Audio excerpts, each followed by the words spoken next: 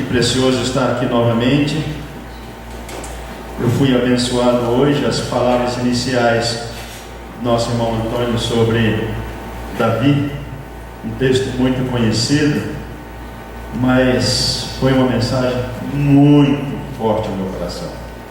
E pode ter certeza, irmão, que eu vou pregá-la muito por aí afora. O esboço já está prontinho aqui na cabeça. É assim, irmãos. É por isso que nós viemos. A gente chega nas reuniões para aprender.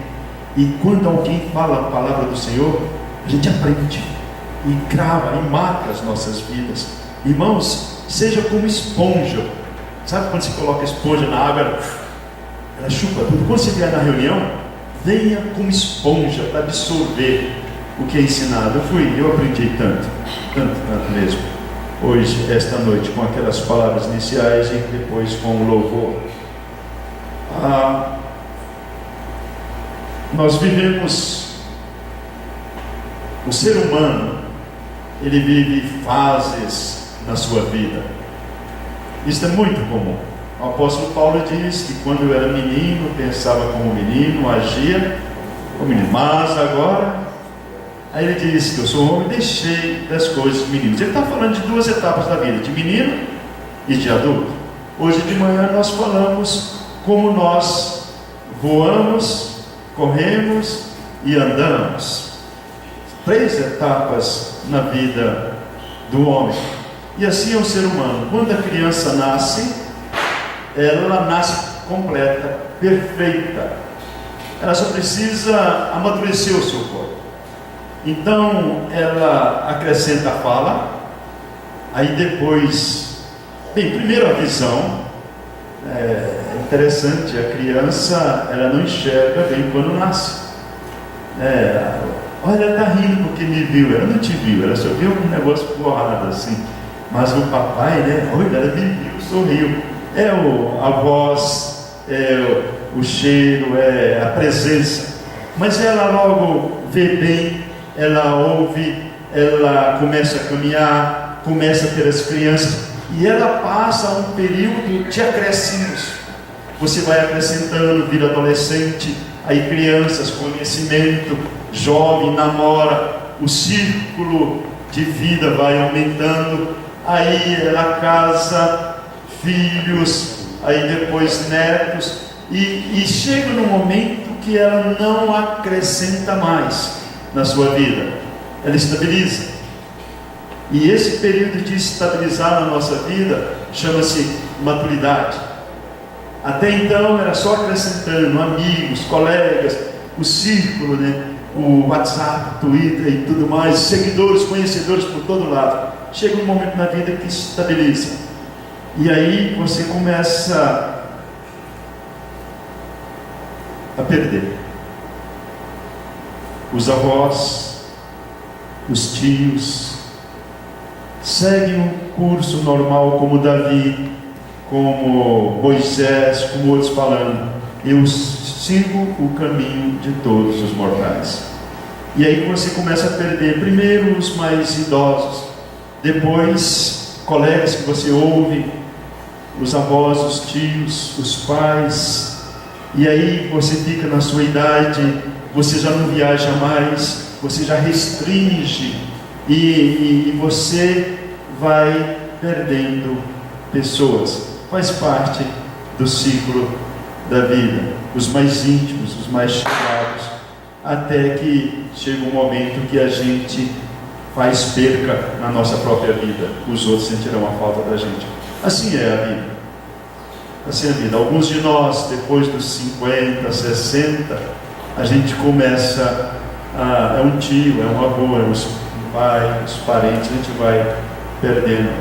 Agora, nós precisamos entender que isto faz parte da história. Faz parte da história. E aquilo que você falou é muito importante. O que nós deixamos durante esse período que a gente passou? Isso que é importante. Lembrar-se de nós. Lembra do irmão? Lembra do fulano? Ou vamos sem deixar de nós nenhuma saudade? não é fácil tratar com perdas. E alguns se perdem nas perdas da vida. Foi linda aquela mensagem. Hoje cedo o Senhor nos abençoou. Fazia tempo que eu não tinha uma reunião tão abençoada. Não é que não fazia tempo, mas foi impactante, em todo sentido, emocionante mesmo. E eu quero continuar a mensagem de manhã. Só que nós usaremos outro texto. A sequência é a mesma, Hebreus capítulo 12, versículo 2, 1 e 2. E também Atos capítulo 20 e 24. Mas agora eu quero citar dois outros textos. Abra sua Bíblia em 1 Coríntios capítulo 9, a partir do versículo 24 até o versículo 27. E depois Filipenses capítulo 2, versículo 16. Primeira carta do apóstolo Paulo aos Coríntios, capítulo 9, versículo 24.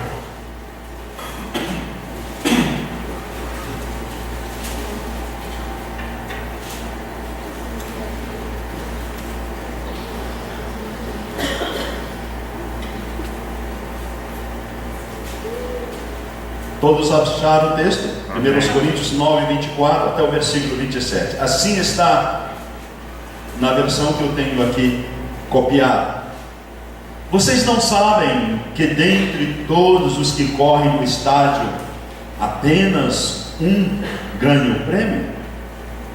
Corram de tal modo que alcancem o prêmio. Todos os que competem nos jogos se submetem a um treinamento rigoroso para obter uma coroa que logo perece, mas nós o fazemos para ganhar uma coroa que dura para sempre. Sendo assim, não corro como quem corre sem alvo, e não luto como quem esmurra o ar, mas esmurro o meu corpo e faço dele meu escravo, para que depois de ter pregado aos outros, eu mesmo não venha a ser reprovado. Filipenses capítulo 2, versículo 16. Carta do apóstolo Paulo aos crentes de Filipos. Filipenses capítulo 2, verso 16. Retendo a palavra da vida, para que no dia de Cristo eu tenha motivo de gloriar-me, de que não foi em vão que corri, e nem em vão que trabalhei. Este verso está intimamente está ligado, entrelaçado com Hebreus capítulo 12, versículo 1, e também Atos 20, 24. E Paulo, ele consciente da importância, ele diz: retendo a palavra da vida. Outra versão diz: preservando a palavra da vida. Sabe, meus queridos irmãos e todos que aqui estão nesta noite, eu espero que todos sejam meus irmãos em Cristo, por terem aceito a Jesus Cristo como único e suficiente Salvador. A única maneira de passarmos esta vida sem ter corrido em vão e sem ter trabalhado em vão é retendo a palavra da vida, é preservando a palavra da vida. É esta palavra que nos mostra o Senhor, o nosso único Deus. É por ela que nós conhecemos o Senhor, é por ela que temos revelado todo o ensinamento. Ao aproximarmos desta palavra, aproximamos do Senhor. Ao guardarmos esta palavra, porque estamos falando de vidas, lembra-se?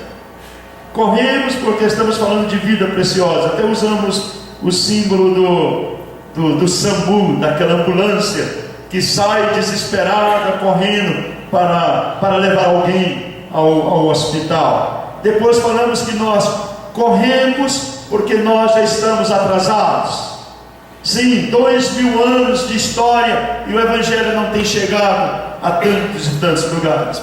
Nós corremos porque este é o estilo de vida de nosso Deus. Ele se apressa para salvar o pecador. Nós corremos porque este é o modelo que Jesus Cristo deixou para nós. Nós corremos porque é a maneira que Paulo fazia. E nós corremos porque o mundo espera que nós corremos, e corremos porque o amor de Cristo nos constrange. Agora, alguns de nós corremos em vão.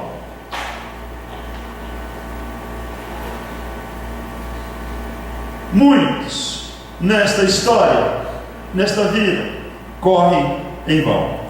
Um dos homens mais proeminentes do Brasil, antropólogo chamado Darcy Ribeiro, escreveu vários livros, um deles, Os Índios do Brasil, e depois Mulato, que é melhor, e ele falava dos povos mestiços brasileiros, e ser mestiço, ter esta mescla, é o que nos faz diferente, é o que nos faz ser o que somos.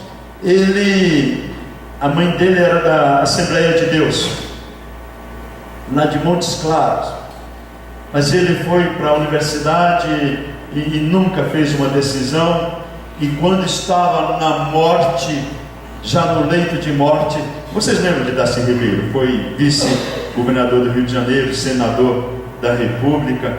Ele dizia: eu estou no marco zero, corri tudo e não valeu para nada, correu em vão. Como é que nós não correremos em vão? Então eu tenho para os irmãos algumas propostas e eu quero apresentar nesta hora. Antes disto, vamos ler Hebreus capítulo 12, para que fique bem claro em nossa mente. Hebreus capítulo 12, versículos 1 e 2.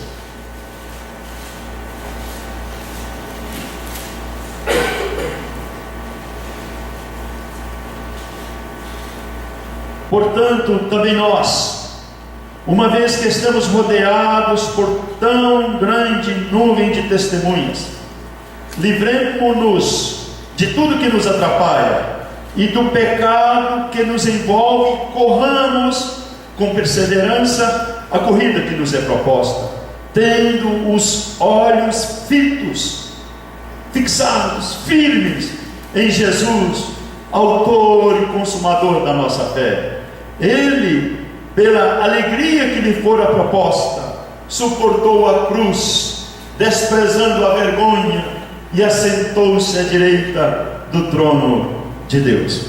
Então nós temos uma carreira proposta e nós queremos corrê-la, mas nós não podemos corrê-la em vão. E como é que nós faremos? O que faremos para que a nossa carreira tenha significado, para que a nossa carreira seja realmente aquela carreira que o Pai queria que nós corrêssemos?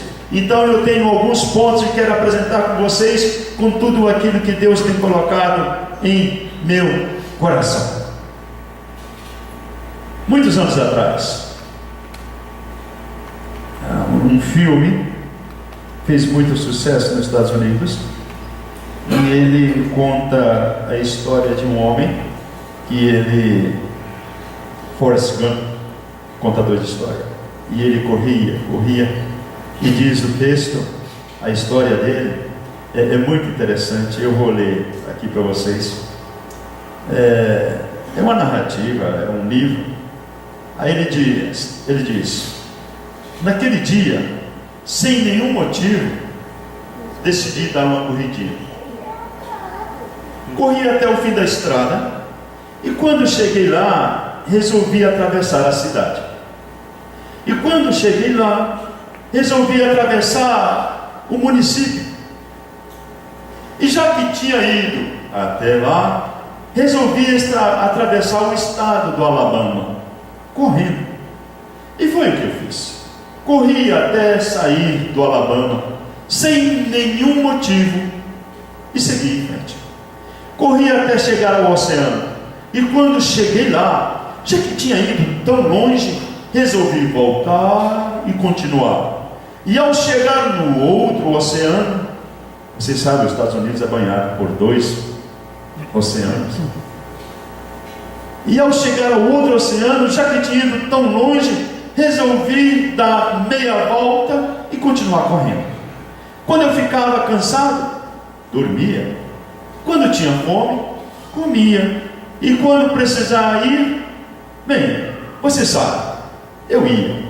Eu pensava muito na minha mãe, pensava na situação, e eles não acreditavam que alguém corresse tanto sem motivo.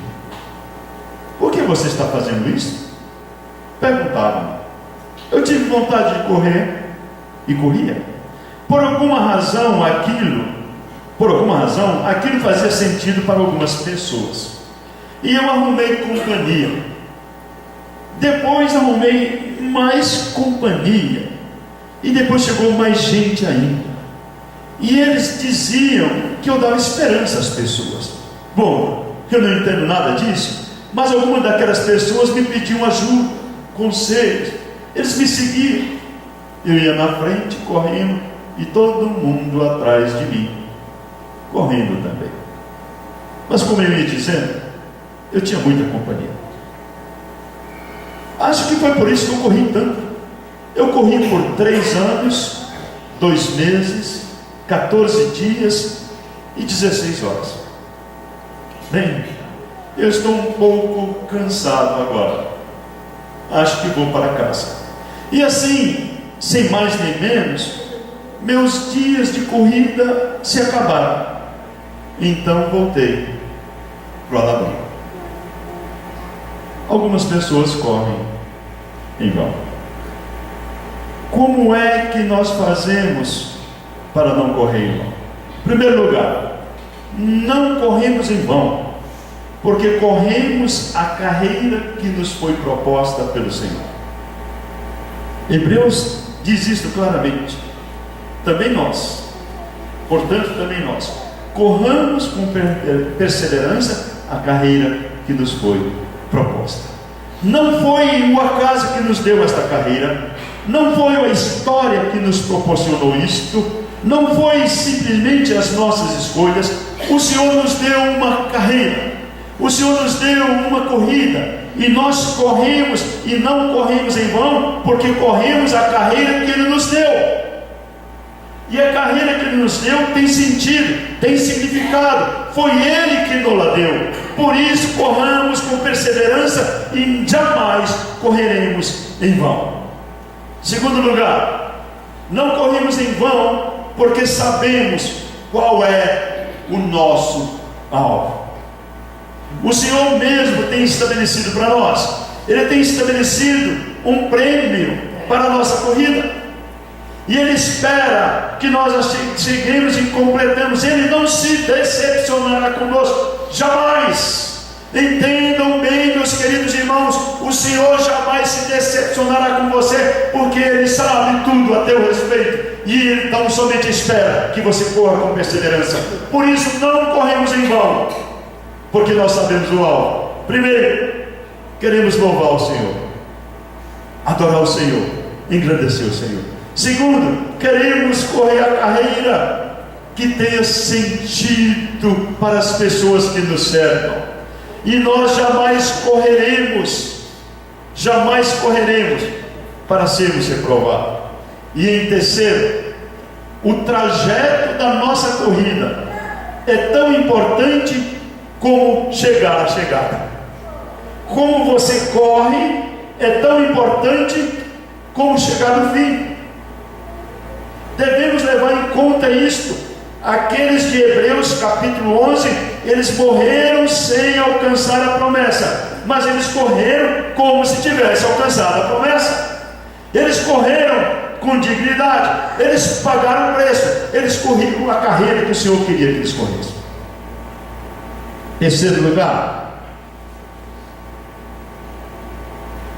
não corremos em vão, porque temos orientação específica para esta corrida.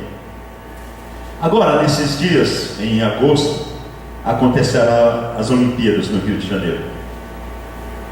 E o Usain Bolt, ele é de Jamaica, jamaicano, é um homem que revolucionou a maneira de correr. Assisti um documentário a respeito dele, porque ele tem quase 2 metros de altura.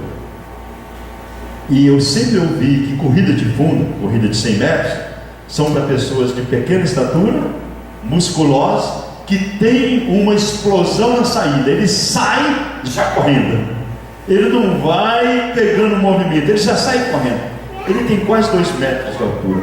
Até eles ficar na posição de correr, os outros já avançaram, mas ele chegou lá na frente. E ouvindo hoje bem de manhã um documentário a respeito dele, diz que o técnico o orientou para isso, para a corrida. O técnico falou assim: a tua arrancada é muito ruim, não te importa com a tua arrancada, importe da metade da corrida para frente. E ele se tornou campeão. Orientação específica. A palavra de Deus nos dá orientação específica para a corrida que nós corremos.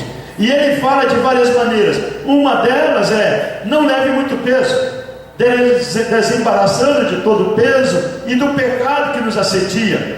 Tira todo o peso, tira aquilo que te atrapalha, foque no alvo. Nós temos orientação específica para a nossa vida cristã. Meus queridos irmãos, quando nós entramos nesta jornada, o Senhor já sabia de tudo, nos preparou para tudo. O Senhor tem o manual da vitória.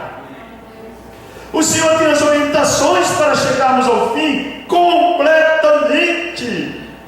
Ele sabe de tudo, do que pode acontecer, do que não deve acontecer, e Ele está ali o tempo todo para nos dar vitória. E Ele vai dizer: servo bom e fiel, entra no gozo do teu Senhor quando atravessarmos a linha da nossa carreira que nos está proposta. Em quarto lugar, não corremos em vão, porque o Senhor nos capacita. E como Ele nos capacita, irmãos queridos? Vocês que foram lá no Residencial Hebron, lá em Anápolis, hoje cedo eu ia falar 2 coisas que impactaram os que foram.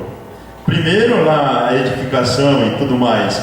A segunda, quando nós falamos, vamos lá no nosso Residencial Hebron, onde ficam os aposentados da missão. Aí todo mundo, vários, me falaram que esperava chegar lá e encontrar um monte de quartinhos, o lado dos velhinhos, aqueles quartinhos e aqueles velhinhos deitados ali, esperando a morte chegar, e está demorando. E quando chegaram, encontraram as casas e o pessoal ali, e os irmãos vibrando. A nossa irmã Rita Mateus e a Maria Olegário, as duas, elas precisam fazer fisioterapia, e elas vão lá para Anápolis. A Maria Olegário é um pouquinho maior, ela carrega a mochilinha com os folhetos dentro da mochila, e a Rita só vai tirando os folhetos e distribuindo para as pessoas, e as duas impactantes. E a Rita é uma dessas mulheres.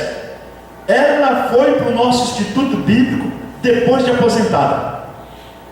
Ela aposentou cedo, é verdade. E ela falou: eu quero trabalhar entre os índios, mas como eu não vou aprender a língua, eu não serei uma tradutora, eu vou para o mato, lá para a aldeia, levar uma máquina de costura, fazer roupa para os índios e ensinar as índias a costurar.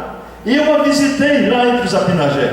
Eu a visitei, irmãos. Eu a vi, ela sentada, rodeada de índias, e ela com aqueles panos vermelhos, fazendo saia e fazendo blusa para as índias. E aí ela fazia, ensinava, levou aquela overlock, aquelas máquinas de costurar, e as índias fazendo, e ali conversa vai, conversa vem, e ela sem falar nada da língua daquele povo, já de idade, já aposentada. Imagina, ela se aposentou e foi fazer todo o treinamento, 4 anos.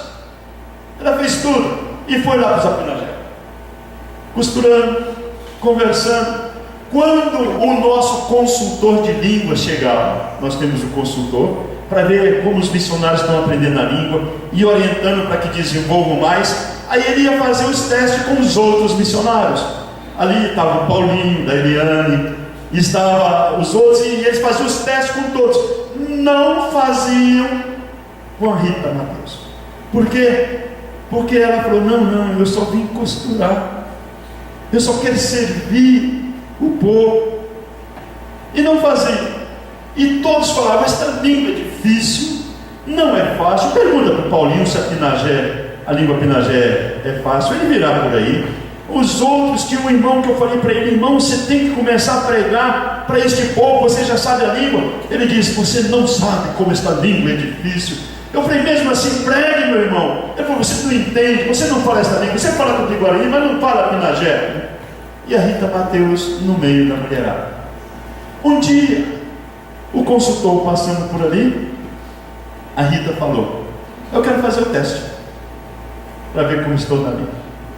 E nós usamos um método chamado Pike, de um linguista americano, que faz de 1 até 5.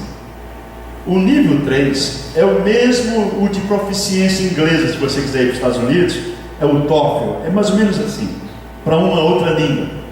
Fizeram o teste com a Rita Mateus. Ela estava no nível 3,5. E sabe o que ela fala? Deus nos leva e Deus capacita. Amém. E ela conversa com os índios, ela evangeliza os índios. Ela ficou 25 anos entre os índios da Pinagé. Saiu agora, está lá no Hebron, está lá alegre, está lá trabalhando, vibrando, fazendo todas as coisas. Meus queridos irmãos, não corremos em vão, porque o Senhor nos capacita. Amém. O Senhor nos orienta. Ele diz o que devemos fazer, como fazer, aonde fazer. Experimente a mão do Senhor sobre a tua vida, e você jamais poderá dizer que você não correu bem, porque o Senhor não te capacitou. Irmãos, o Senhor nos capacita para essa corrida. O Senhor nos capacita. Não corremos em vão, ponto 5, porque o Senhor supre abundantemente as nossas necessidades. Na nossa corrida, na nossa carreira que o Senhor nos tem dado, o Senhor sempre está suprindo as nossas necessidades em todos os momentos, nos lugares mais improváveis, irmãos. O Enéas e Darlene estavam comigo, e a Nancy, lá no Uruguai. Nós fomos, o planejamento era 1 mês de viagem. Aí quando entramos na Argentina, aí precisava trocar reais por peso. Aí na fronteira eu troquei, mas eu achei que o rapaz estava cobrando muito. Cara, eu não troquei muito real. Aí eu falei: não, eu tenho meu cartão de crédito. Tem um cartão de crédito, tranquilo, né? Aí a gente vai, quando chega de noite, tivemos que parar, paguei com meu cartão de crédito.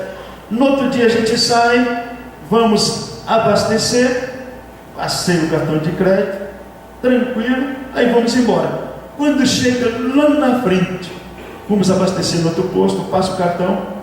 Não, deu problema o seu cartão. Eu falei: como é que deu problema? Paguei hoje cedo no hotel. Aí eu falei: então passe esse outro cartão. Passei outro cartão, também não deu. Aí o Enéas vem com o cartão dele, passa, não deu. Aí pega o da Nancy, passou, não deu. Aí ele falou: não deu, o cartão do Brasil não está passando. Aí eu falei: eu não tenho real. O senhor pode pagar em dólar. Eu não tenho dólar. Como é que nós vamos? Aí o frentista falou assim: não sei. Aí nós começamos a orar. Aí eu falei: tem uma casa de câmbio aqui perto? Era sábado. Tem, mas está fechado, hoje é sábado. Lá no norte da Argentina. Aí agora como é que eu vou fazer? Aí eu vi um brasileiro ali de moto, ele e a esposa. Aí encostamos nele, começamos a conversar. Aí eu falei: você não tem uns dólares para trocar aí comigo com real? Ele falou: rapaz, meu dólar está contado. Eu falei: porque eles não aceitam aqui o cartão. Aí ele falou: já aconteceu isso comigo, por isso que eu trouxe dólar. Eu falei: como é que eu vou embora? Aí a gente ora, chega o dono do posto. Ele chegou, aí eu falo com ele: você não aceitou meu cartão, não tem dólar, você aceita real? Aceito sim, vamos fazer o câmbio. Ele fez um câmbio ideal, pagamos, e a gente falou: e agora? A gente ainda tinha 2 abastecimentos pela frente. Como é que a gente ia abastecer? Aí a gente chega, conseguimos passar o cartão no lugar, gastamos o restinho dos pesos que eu tinha e chegamos na cidade norte de Salto. Quando chegamos lá, eu falei com aquele irmão que nos hospedou, eu falei: irmão, eu preciso trocar uns dólares, uns reais por peso. E ele falou assim: irmão, aqui não tem lugar para trocar não. E principalmente pelos dias que a gente estava lá. Aí ele falou o seguinte: você está indo para Buenos Aires? Eu falei: estou indo para Buenos Aires daqui uns dias. Então vamos fazer o seguinte: eu vou te arrumar 4.000 pesos e depois você me devolve lá em Buenos Aires. Aí não tinha outra, eu aceitei os 4.000 pesos dele. Ele me emprestou assim 4.000 pesos. Aí nós viajamos tranquilo, aí voltamos para o Paraguai, fomos para Buenos Aires. Aí eu cheguei lá para o irmão, fui pregar no domingo, chegamos no sábado à noite e pregamos no domingo, na segunda ia embora. Aí durante o domingo fomos almoçar com um irmão chamado Luciano Boncarrá, que vocês devem conhecer, é o irmão das casas de oração lá de Buenos Aires. Aí eu falei com ele: irmão, eu preciso trocar um dinheiro aí, eu preciso ir num banco, numa casa de câmbio, para trocar um dinheiro, porque eu tenho que devolver 4.000 pesos, seria aproximadamente R$1.000, para o irmão Carlos Basti. Aí ele falou: não, irmão, não preocupa com isso não. Eu falei: não, eu tenho que fazer isso, porque o irmão Luciano ia encontrar com o Benito. Aí ele falou: não preocupa com isso não, vamos ver o que vai dar para acontecer. De noite, eu termino de pregar, aí estou despedindo dele, um tesoureiro chega para conversar comigo e falar: irmão, eu preciso que o senhor assine aqui esse recibo, nós estamos dando uma oferta para você. Eu falei: é mesmo? Está aqui. Aí me deu um envelope. É melhor que você confira, irmão. Aí eu fui conferir: 4.000 pesos. Exatamente a quantia que a gente precisava, sem nada mais, nada menos. Ainda fiquei com os outros pesos no bolso, porque eu não tinha gastado todos os 4.000 na viagem. 4.000. Aí eu cheguei para o irmão Luciano e falei: irmão Luciano, você pode levar para o irmão Carlos Basti? Ele pegou os 4.000 pesos. Nós viajamos para Uruguai, foi uma bênção. Quando chegamos no Uruguai, na divisa a cidade chamada Chuí, e ficamos hospedados na casa de um irmão, um casal simplesmente fantástico. Você conhece aquele versículo que algumas vezes hospedamos anjos? Ali foram anjos que nos hospedaram. Aquele casal de missionários, eles têm 3 crianças adotadas, uma moça e 2 crianças. As crianças todas têm HIV, AIDS, e elas adotaram as crianças, inclusive a mocinha já. E eu vi aquelas crianças aí dentro da casa deles, uma simplicidade que vocês não imaginam. A simplicidade daquele casal de Uruguai, mas a paixão. A casa de oração deles tinha 14 anos, bem na divisa do Chuí. A rua de um lado é Brasil, do outro lado é Uruguai. Vocês têm que ir lá, é coisa fantástica. Ficamos hospedados na casa daquele irmão, uma simplicidade. Eles queriam fazer com a gente o máximo que podia. E a Nancy chegou para mim e falou assim: meu bem, vamos tirar uma oferta para dar para esse casal? Aí eu falei: tá bom, a gente vai tirar uma oferta para dar para eles, porque realmente eles não tinham condições, irmãos. Muito simples. Quando eu fui dormir, eu tenho rinite alérgica, então eu não sinto cheiro. Compensação, a Nancy sente cheiro por ela e por mim. Mas eu deitei naquela cama, eu senti o cheiro do travesseiro, suado. Eu falei: gente, ardeu no meu nariz, a rinite foi embora naquela hora. Sabe, um casal muito simples. Aí o irmão, o esposo, já era de noite.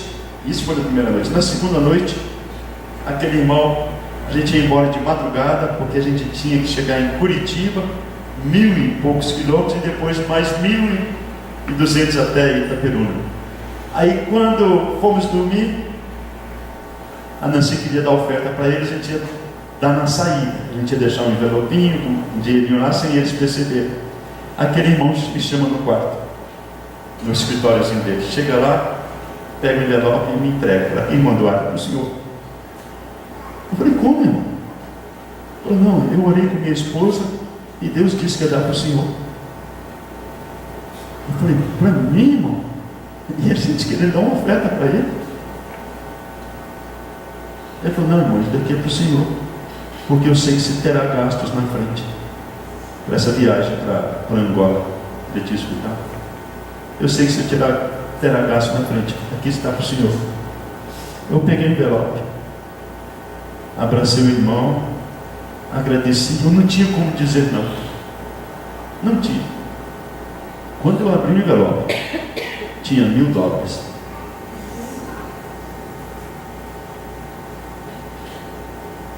De onde eu jamais imaginava. Sabe por quê, irmãos? Não corremos em vão, porque o Senhor supre as nossas necessidades. Amém. Você jamais poderá queixar-se do Senhor, porque nessa carreira que nós temos, todas as nossas necessidades serão supridas. Amém. Cada uma delas, aonde quer que nós formos, o Senhor sabe como nós vamos fazer, o Senhor sabe o que vai acontecer. Nós não corremos em vão, porque o Senhor supre as nossas necessidades. Não corremos em vão, sexto lugar, não corremos em vão, porque os frutos virão do Senhor. A nossa jornada produzirá frutos. Em tantos e tantos lugares, o bom perfume de Cristo, a luz que emana da gente, mesmo que não percebamos, mesmo que não saibamos, a sede no mundo é tanta, as trevas são tão densas, que a tua pequena luz, bruxuleante, uma fagulhinha de nada, é um farol no meio dessa escuridão. A nossa vida tão pequena, tão nada, que imaginamos, não, meus irmãos, é poderosa nas mãos do Senhor, e virão frutos. Nós não corremos em vão, porque daremos frutos, porque se não dermos frutos, é sinal de que não somos do Senhor, porque aquele que é do Senhor dará frutos. Só está na videira do Senhor quem dá frutos. Quem dá frutos? E aqui nós poderíamos contar tantas coisas alegres, tantas vitórias que o Senhor nos tem dado, e dizer dos frutos que o Senhor tem colocado por este mundo afora. Sétimo, não corremos em vão, porque corremos dentro das regras. Sabe, meus irmãos, vivemos um mundo tão mudado que nós queremos mudar as regras bíblicas. Permita-me dizer, irmãos, regras bíblicas não se mudam. Humanas, sim. Algumas vezes nós criamos regras e achamos que são bíblicas. No máximo são culturais. No máximo são expressões de uma época. Mas mesmo assim, queridos irmãos, o Senhor não muda as regras. Vocês lembram de César Cielo, o nosso campeão olímpico, recordista de 50 metros, aí esteve agora as eliminatórias para alcançar o índice, e ele vai lá na última oportunidade que ele tinha, e chegou em terceiro lugar. Não alcançou o índice olímpico. E ele, quando não alcançou, primeiras palavras dele: meu pai, me perdoa, pai, não deu. Me perdoa, mãe, não deu. E aí depois ele diz: sabe por que não deu? Porque nesse tipo de esporte nós não podemos descuidar. E ele descuidou-se. Ele não fez os exercícios que deveria fazer, ele não treinou tanto que deveria treinar, ele comeu mais do que deveria comer, ele não cuidou. Mas o índice olímpico não baixou as regras. Por ser no Brasil, a gente poderia pedir para o Comitê Olímpico Internacional: olha, em vez de ser 2 segundos, não 2 segundos, não sei, não estou lembrado quantos segundos são ali na 50 metros, guardamos o Senhor. Ao nos afastarmos dela, nos afastamos do Senhor. Ao deixar esta palavra, deixamos o Senhor e nos tornamos presa fácil do pecado, da iniquidade, do mundo mal, de tudo que acontece. É simplesmente uma tragédia abandonar a palavra do Senhor. Por isso, retendo a palavra da vida, para que no dia de Cristo eu tenha motivo de gloriar de que não foi em vão que corri e nem em vão que trabalhei. O texto que nós lemos hoje de manhã, de Hebreus capítulo 12, a síntese, o resumo era: portanto, também nós corramos a carreira que nos foi proposta. E naquela exposição de manhã, nós dizemos que nós corremos 20. Bem, não tem problema. Podiam falar: olha, faltou um. E realmente foi 1 segundo para alcançar o recorde dele. Não, como é no Brasil, por que não deixa o César Cielo passar? Não passou. Com lágrimas ele não passou. Sabe, na vida cristã, irmãos, nós estamos querendo baixar as regras da nossa corrida. E sabe, o Senhor não baixa. Deixa-me dizer algumas coisas para vocês. Algumas vezes as regras não fazem sentido para nós, não é verdade? Mas você sabe que é assim mesmo que funciona? Você lembra do muro de Jericó? Da queda do muro de Jericó? Vem com Josué lutar em Jericó? Quais eram as regras que o Senhor estabeleceu para o exército de Israel? É que ele desse cada dia uma volta, durante 6 dias, ao redor da cidade de Jericó, dos seus altos muros, uma volta por dia.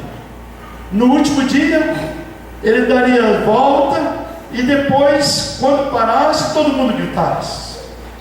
Vocês imaginam o comandante Josué, seus capitães, e falando: mas isso não é estratégia de guerra. O que é isso? Imagina os jericoenses, os soldados lá dentro olhando: o que estão fazendo esses doidos? Que loucura é esta? Olha só. E na última volta, quando eles deram as voltas, aí eles gritaram, e quando eles gritaram, levantando a espada, o que aconteceu com o muro? Ele desmoronou, e eles entraram, invadiram aquela cidade. Agora imagine se o povo de Israel, se os soldados falassem: olha, eu fiz curso na academia de guerra, isso não existe, eu já li os bons livros, isso não é estratégia de guerra, isso não é ordem de guerra, nós não vamos fazer. Jamais teriam conquistado Jericó. Algumas vezes as regras do Senhor parecem estúpidas,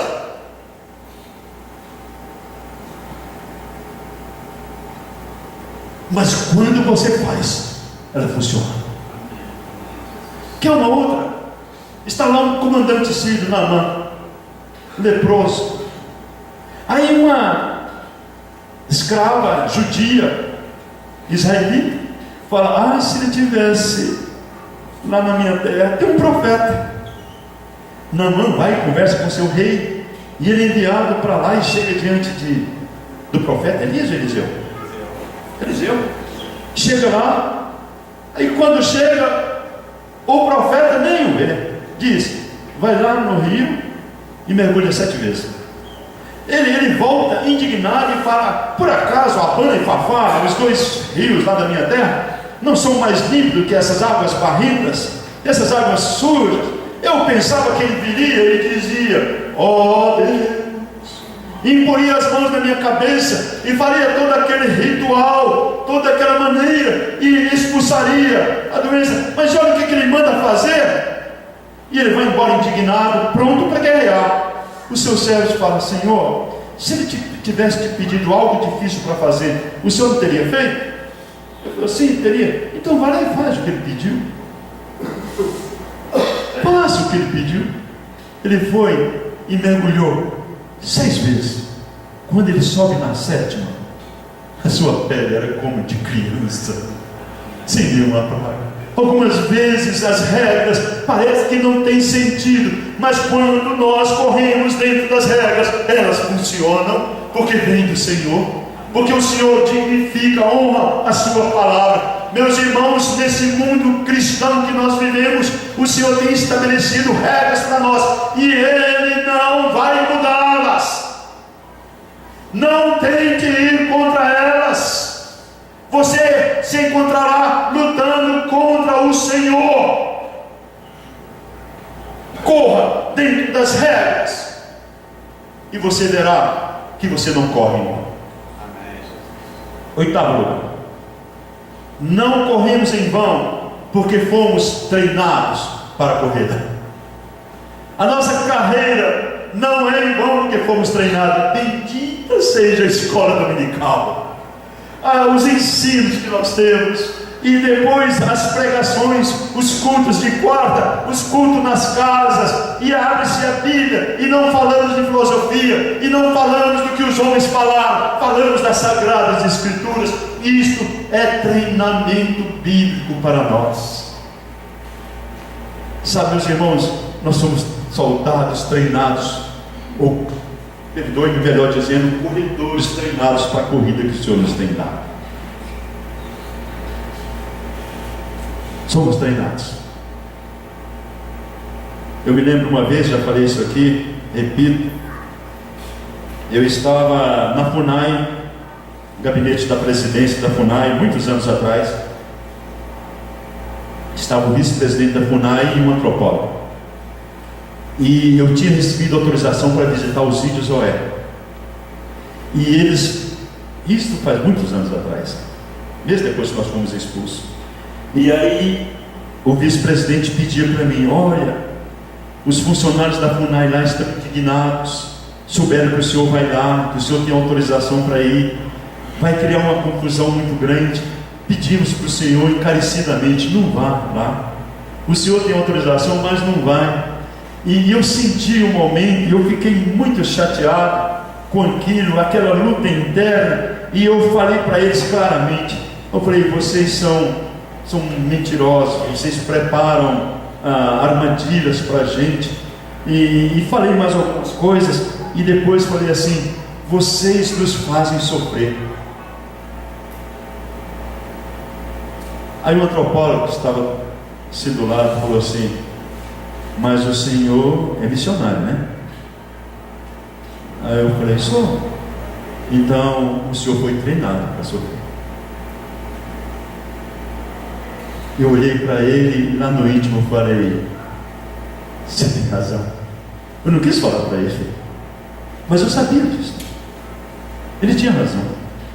O Senhor nos treinou, o Senhor nos preparou para esta batalha, e nós precisamos ser cada vez mais treinados para não corrermos em vão. E o Senhor tem esse treinamento para nós. Quantos livros, a palavra de Deus, as reuniões que nós temos tido. Irmãos, não despreze os ensinos que você tem recebido. Pode dar-te vitória, pode conduzir-te para o fim da carreira gloriosa. Não despreze nenhuma reunião, nada, absolutamente nada, porque você está sendo treinado para a corrida, para você corrê-la e não corrê-la em vão. Em nono lugar, não corremos em vão, porque esta carreira é a única corrida que o Senhor garante o resultado.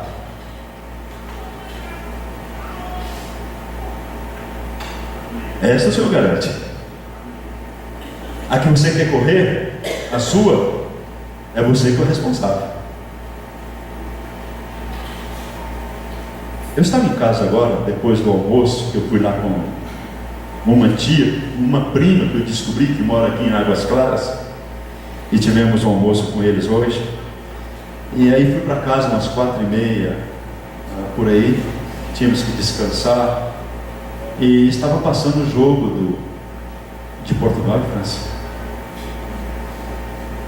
e tinha lá Cristiano Ronaldo, 2 ou 3 vezes o melhor jogador do mundo e a esperança portuguesa. E ele sabia disso. Todo mundo sabia disso. E sabia que no Cristiano Ronaldo estaria toda a confiança. Me perdoe usar o exemplo, mas é bem vivo este exemplo. Ele pegou a bola 2 vezes.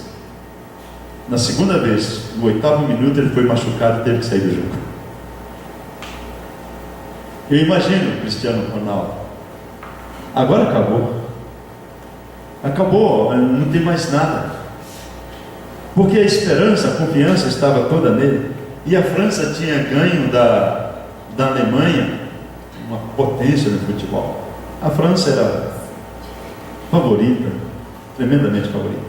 E Portugal ganhou. Sabe, meus irmãos, algumas vezes a nossa confiança está em nós, na nossa capacidade. E qualquer coisa pode nos tirar. Um incidente pode acontecer. As coisas acontecem, irmãos. Nós não sabemos como e porquê, mas elas acontecem. Pessoas perguntam por que coisas ruins acontecem com pessoas boas. Assim, sem nenhuma explicação. Lembro-me no ano passado, um irmão que estava aqui em Brasília, foi colega do Eduardinho lá no Seminário Batista. Ele vai para Anápolis, aqui pela pista dupla, aqueles canteiros enormes, separação das duas, e ele vai viajando com a família. De lá no outro lado, um carro desgoverna, passa embaixo, o carro dá um salto enorme, cai em cima do carro dele e ele morre. Sem nenhuma explicação, sem nada, sem nenhuma razão. Coisas podem acontecer com qualquer um. Mas quando você corre a carreira que o Senhor te deu, esta carreira proposta, o Senhor garante o resultado. Muitas vezes o resultado não vai ser chegar lá no final, pode vir no meio do caminho, mas o Senhor garantiu o resultado, como Hebreus capítulo 11 nos ensina. Não corremos em vão, porque esta carreira é a única corrida que o Senhor garante o resultado, e nós estamos do lado do vencedor.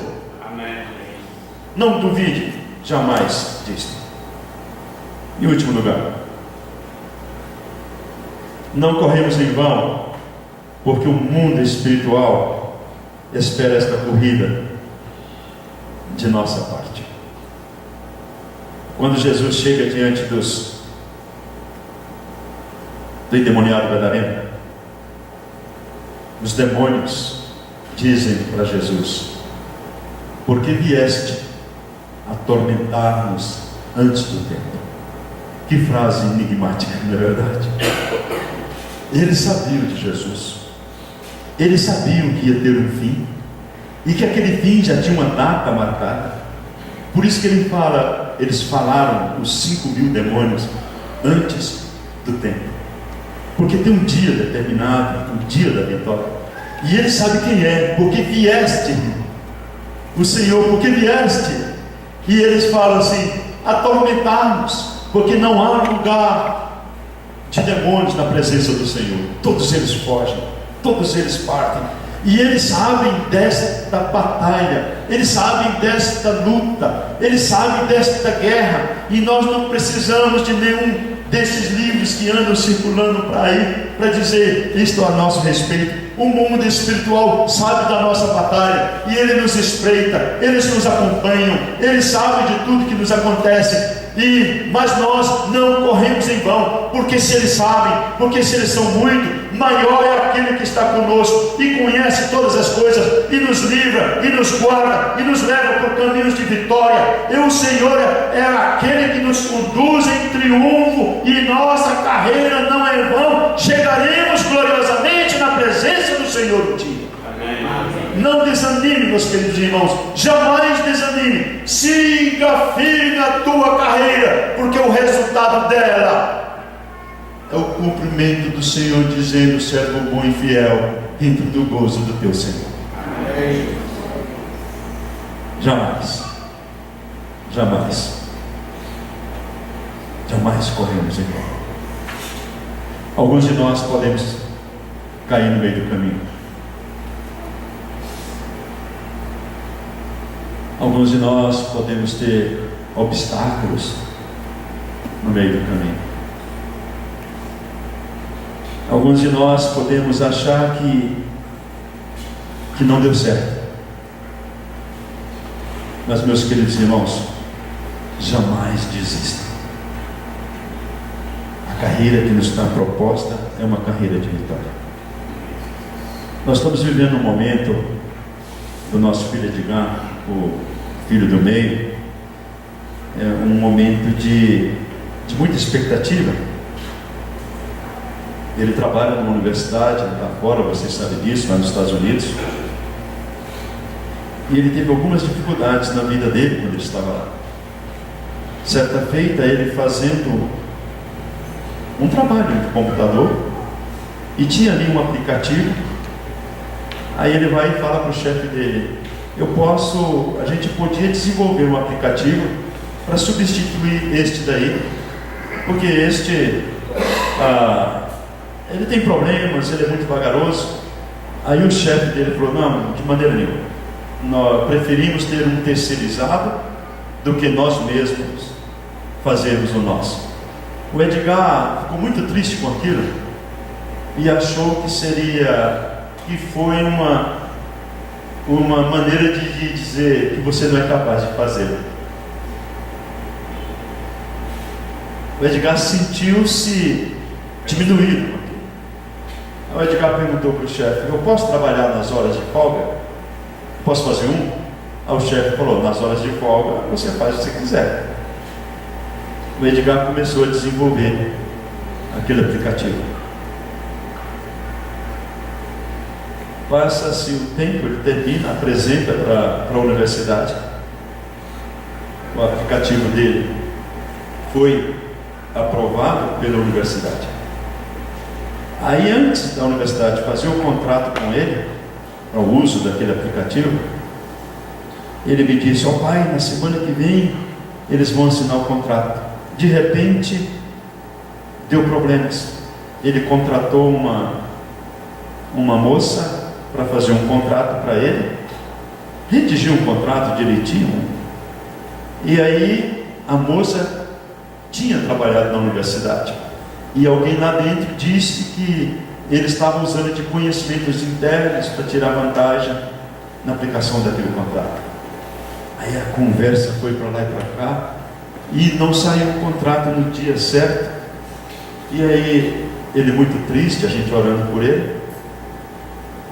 A conversa foi por dentro, até que várias pessoas se levantaram e disseram: não, eu conheço esse cara, eu sei que ele é honesto, e o que ele falou é exatamente a verdade. A conversa chegou no vice-presidente. Aí o vice-presidente fez uma proposta para ele: eu quero comprar o teu aplicativo, a universidade vai comprar o teu aplicativo. Não, primeiro é o seguinte: eu não vou comprar nada. Se você não aceitar a nossa proposta, nós não vamos fazer nada. Alguém vai e fala com o presidente da universidade, a maior universidade cristã do mundo, lá onde ele trabalha. Aí o presidente vai e fala para o vice: assina um contrato com ele.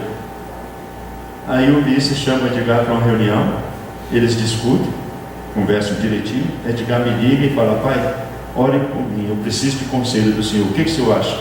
Aí nós conversamos, e aí depois ele volta para a segunda reunião, 2 dias depois, com o vice-presidente. Aí o vice-presidente aceita as propostas do Edgar. Aí o Edgar escreve para nós: todos os obstáculos que eu tive só foi para melhorar o resultado.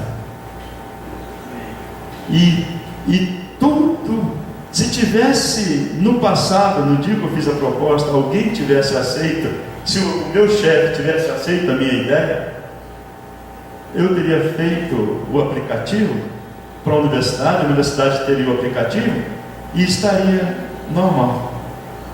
Porque ele rejeitou meu aplicativo naquela ocasião, ele não aceitou minha orientação. Hoje a mesma universidade vai comprar o meu aplicativo, e se ele vender o aplicativo pelo preço que a universidade está oferecendo, ele alcançou a independência financeira. Meus irmãos, na tua corrida, os obstáculos que aparecem na tua vida é só para melhorar o resultado do prêmio lá na frente. Não desanime de maneira nenhuma, porque a nossa carreira não é vã no Senhor. Que o Senhor te abençoe. Amém.